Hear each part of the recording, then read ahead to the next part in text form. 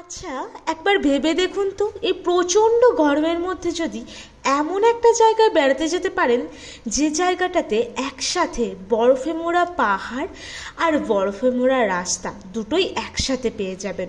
তার সাথে উপরি পাওয়া হিসাবে এই যে মহাদেব বাবাজিকে পেয়ে যাবেন, তার সাথে আছে এত এত মজা এবং বরফের মধ্যে বসে কাওয়া খাওয়ার মজা। হ্যাঁ, আসুন আজকে অন্য এক স্বর্গে আপনাদেরকে ঘুরিয়ে আনবো ছোট্ট এই ভিডিওতে। ভালো হয়েছে, সবাই রেডি, এই মিঠাইও রেডি, আমিও রেডি, সবাই রেডি। মিঠাই হাই করে দাও, মিঠাই হাই করে দাও, হ্যাঁ ভালো করে হাই করে দাও। হ্যাঁ, গাড়ি স্টার্ট করে দেওয়া হয়ে গেছে, আমরা বেরোবো। সিমলা মানালি ট্যুরে আজকে চতুর্থ দিনে আমাদের যাত্রা হলো সোলাং ভ্যালি, অটল টানেল আর সিসু। আমরা প্রথমে সোলাং ভ্যালি হয়ে অটল টানেল হয়ে একেবারে সিসু অবধি যাব।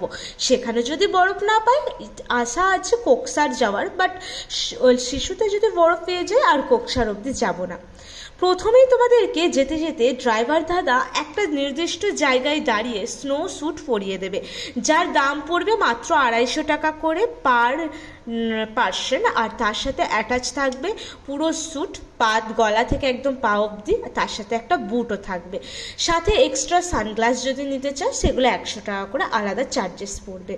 আমরা এত সুন্দর রাস্তা আর পাশে এই যে নদীর ভাঙনের যে রূপ সেই দেখতে দেখতে আর একপাশে বরফের পাহাড় দেখতে দেখতে এগিয়ে চললাম সোলাং ভ্যালির দিকে। সোলাং ভ্যালিতে এসে আমরা দেখলাম সোলাং ভ্যালিতে কিছুই নেই, আর যা আছে তা আছে অঞ্জনি মহাদেব টেম্পলের দিকে।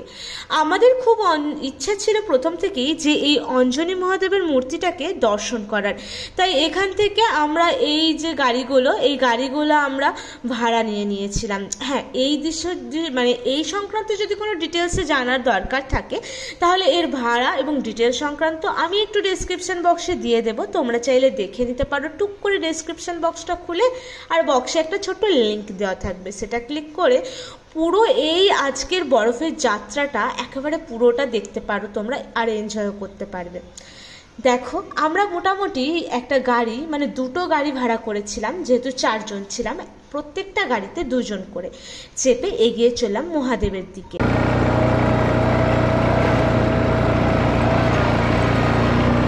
আমরা চলেছি অঞ্জলি মহাদেব টেম্পল।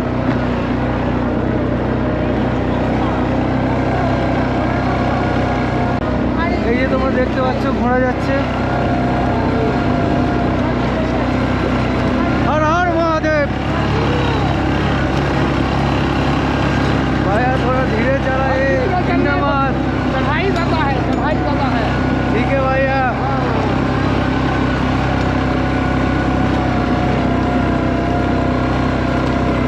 নিয়েছি 4 জনের 4টে লাঠি নিয়ে নিয়েছি। লাঠিগুলো পড়েছে দুটোই 50 টাকা করে, টোটাল আমাদের 4 জনায় পড়েছে 100 টাকা। এই লাঠিটা নিয়ে চলতে সুবিধা হবে ওপরে, নাহলে এখানে বরফ আছে তো, বরফের জন্য পা স্লিপ খাওয়ার ভয় আছে। লাঠি নিয়ে চলতে সুবিধা হবে আর অতটা খাড়াও লাগবে না। তোমরা দেখতে থাকো। রাস্তাটা দেখতে যতটাই সুন্দর ততটাই ভয়ঙ্কর, কারণ এখানে বরফগুলো একেবারে দলা মানে শক্ত পাকিয়ে গিয়েছিল, এগুলোর উপরে হাঁটা খুবই কষ্টকর। ওই যে দেখো ঝর্ণাটা কত সুন্দর নেমে আসছে, সেই চলো ওদের হাঁপ লেগে গেছে, আমি একটু যাই।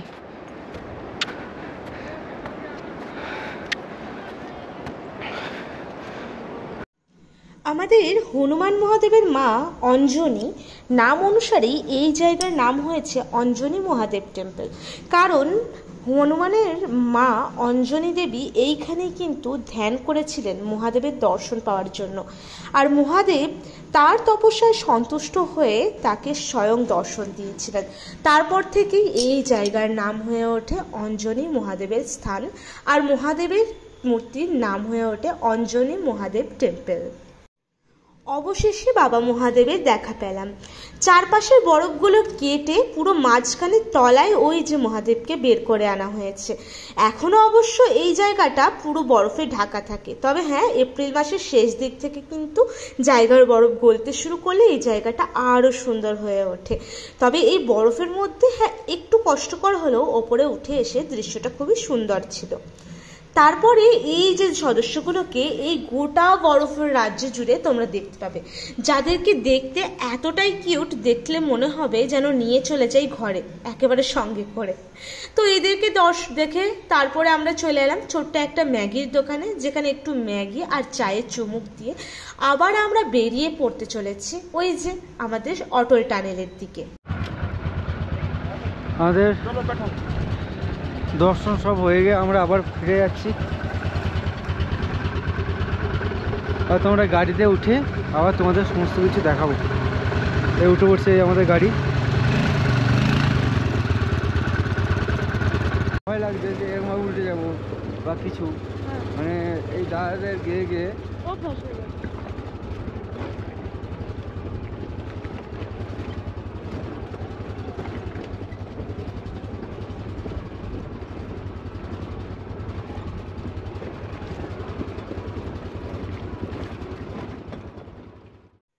যারা যারা ডিসেম্বর, জানুয়ারি, ফেব্রুয়ারির মধ্যে আসছো, তারা এই যে পাশে দেখছো ভ্যালিটা, এটার নাম হচ্ছে সোলাং ভ্যালি।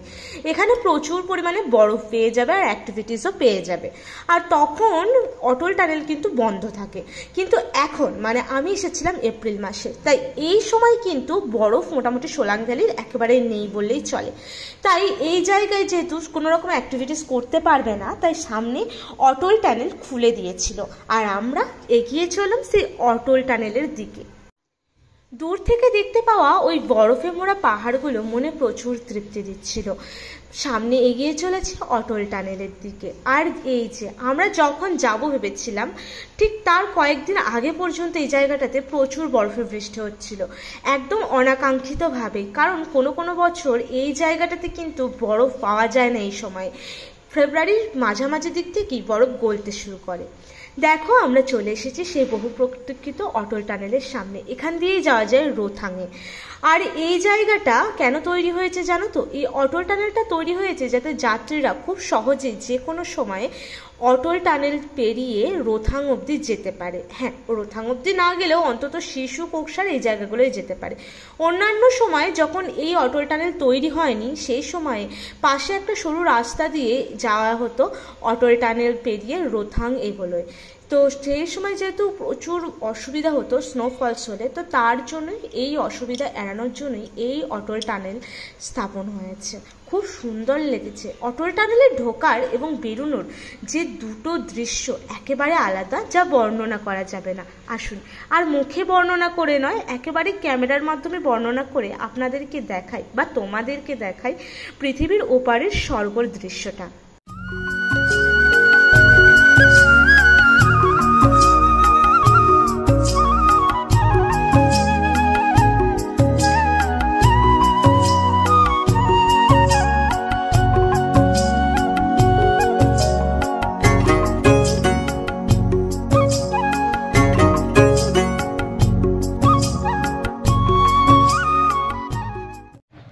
তোমরা যারা যারা এখানে আসছো, চেষ্টা করবে 11টা-12টার মধ্যে এই শিশুতে পৌঁছে যেতে, নাহলে কিন্তু গাড়িগুলো ওপরে রাস্তাতেই আটকে দেবে আর নিজেদেরকে পায়ে হেঁটে নামতে হবে। শিশু ওই যে নিচের লেকটা আছে সেই লেকের কাছে পর্যন্ত পায়ে হেঁটেই যেতে হবে।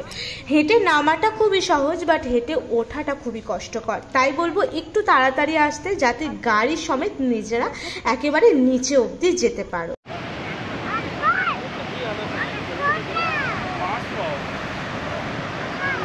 এখন ঘড়ি কাটায় 3:45। জাস্ট এখানকার ভিউটা দেখে না। সবাই সবার মতো অ্যাক্টিভিটি নিয়ে ব্যস্ত।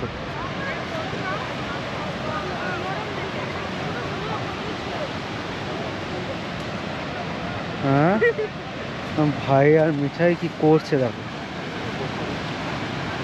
ওরা দুজনের মতো করে খেলা করছে।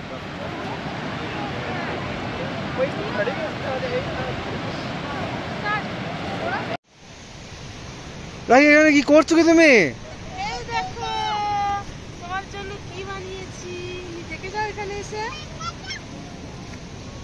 বরফের ভালোবাসা। আমার ভালোবাসাটা তার কিছু দিতে পারবো না ভিতরে, এটাই নাও এখন।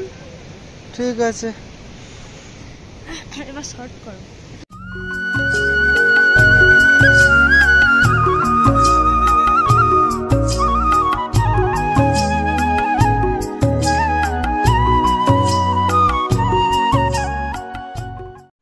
বরফে প্রচণ্ড পরিমাণে দাপাদাপি করে আর প্রচুর স্মৃতি নিয়ে ফিরে এসে আবার বেরিয়ে পড়লাম একটু শেষ রাতের জন্য মানালির ম্যাল রোডটা ঘুরে দেখতে। আমরা ঘুরে দেখছি আর তোমাদেরকে অনুরোধ করছি নেক্সট পার্টের জন্য কিন্তু অপেক্ষা করো। আর এই ভিডিও লাস্টে থাকছে আমাদের ট্যুর পিকার্সের দাদার একটা ছোট্ট করে ভিডিও। এটা হোটেল পূজারা। এটা না, আমরা যে হোটেলটা আছি ঠিক তার সামনে। এটা কিন্তু বাঙালি হোটেল, দেখো এখানে ফোন নাম্বার সব দেওয়া আছে। মা আর মনি এখানে রাত্রেবেলা খাবার খাচ্ছে। এই জানলে আমরা সবাই এখানেই খেতাম। আলু পোস্ত, ডাল, ভাত, ডিম সব নিয়ে 200 টাকা থালি, মানে দুটো তরকারি থাকবে, ফুলকপি আলুর তরকারি, আলু পোস্ত, ডাল, হ্যাঁ ডিমের কারি সব নিয়ে এই টাকা। হোটেল বেশ বড় সড়ো, বেশ ভালোই বাঙালি হোটেল। কেউ যদি বাঙালি আসেন এখানে থাকতে পারেন অনায়াসে। আমাদের হোটেলটা হচ্ছে ঠিক এইটা, তার উল্টো দিকে। नमस्कार, मेरा नाम अजय कुमार है। मैं टूर पिकर थोड़ा हाई कीजिए, वॉल्यूम हाई कीजिए। शिमला मनाली में काम करते हैं और आपका टूर पिकर से हमारा आपका शिमला मनाली किन्नौर स्पीति, उसके अलावा आपका नॉर्थ का आप शिमला में जहाँ भी घूमना चाहें वहाँ घूम सकते हैं। हम पूरा आपको शिमला मनाली धर्मशाला डलहौजी अमृतसर किन्नौर स्पीति पूरा टूर कराएंगे। तो आप हमारा कॉन्टैक्ट नंबर ले सकते हैं 9882243197 एंड सेकंड नंबर 9459312097। उसके अलावा आप हमारे ट्रैवल एजेंसी टूर पिकर से भी कांटेक्ट कर सकते हैं और हम आपको पूरा प्रॉपर कहीं भी होटल गाड़ी हर तरह से हम घुमा सकते हैं।